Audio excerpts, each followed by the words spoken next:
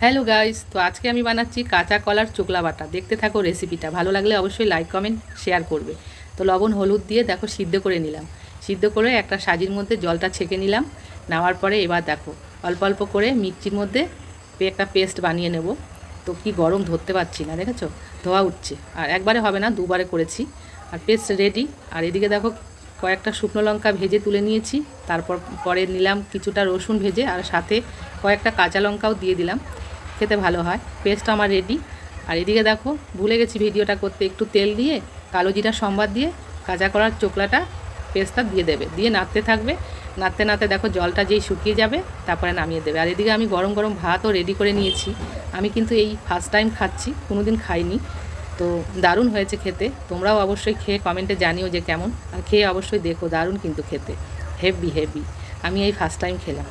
তো যাই হোক, ভিডিওটা ভালো লাগলে লাইক কমেন্ট শেয়ার করবে। ততক্ষণ টাটা, বাই।